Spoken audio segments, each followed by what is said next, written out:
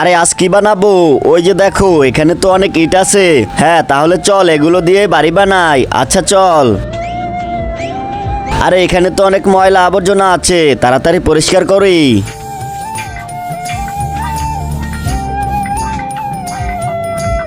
নে জায়গা পরিষ্কার হয়ে গেছে, চল এখন বাড়ি তৈরি করি। কিন্তু বাড়ির নকশা তো এখনো বানানো হয়নি। হ্যাঁ নকশা হয়নি, যাও খাতা কলম নিয়ে আসো। আমি নকশা আঁকবো, এমন একটা বাড়ি বানাবো যে কেউ দেখেনি। হ্যাঁ এই নাও খাতা কলম।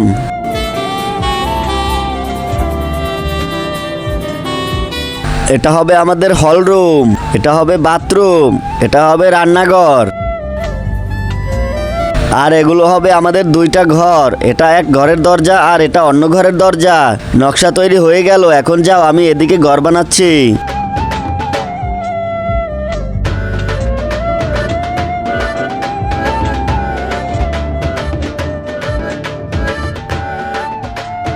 হলরুম তো তৈরি হয়ে গেছে, এখন বাথরুম আর রান্নাঘর বানাই। এটা হলো ঘরের দরজা।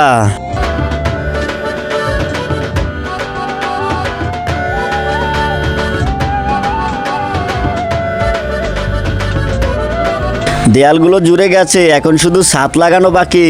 চলো আমরা ছাদ নিয়ে আসি। ये रहा हमारा छत, चल। এই যে আমাদের ছাদ, চলো।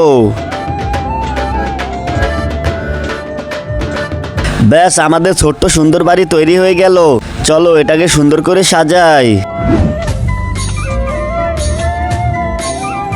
বাড়ি তো তৈরি হয়ে গেল ভাই, এখন তুমি বিয়ে করে ফেলো। বিয়ে কেন? আরে বাড়ি বানানোর পর তো ভালো মানুষেরা বিয়ে করে, আমি বিয়ে করব না। অন্য বাড়ির মেয়ে এসে আমাদের বাড়িটাই নষ্ট করে দিবে। আরে তোমরা কি করছো? তার আগে মাকে তো আমরা সবাই ভালোবাসি। আজকে দেখি বাবাকে ভালোবেসে কে কে ভিডিওতে লাইক করে চ্যানেলটি সাবস্ক্রাইব করে দেয়। আসলে আমি দেখতে চাই তুমি বাবাকে কতটা ভালোবাসো। আর কমেন্টে অবশ্যই আই লাভ ইউ বাবা লিখে যাবে। বাবা দেখুন তো আমরা একটা বাড়ি বানিয়েছি, কত সুন্দর লাগছে। ওইখানে বিল্ডিং এর কাজের জন্য ইটের দরকার, এখন যদি আপনি এটা ভেঙে ফেলতে বলেন আমি কি করব? আমি আজ পর্যন্ত কারো সামনে হাত পাতিনি, দয়া করে সাহায্য করুন। আরে এরা তো আমার কথা শুনবে না, এটাকে সরাও, যে তারি করে এগুলো সরিয়ে দাও, না হলে আমি ভেঙে ফেলবো।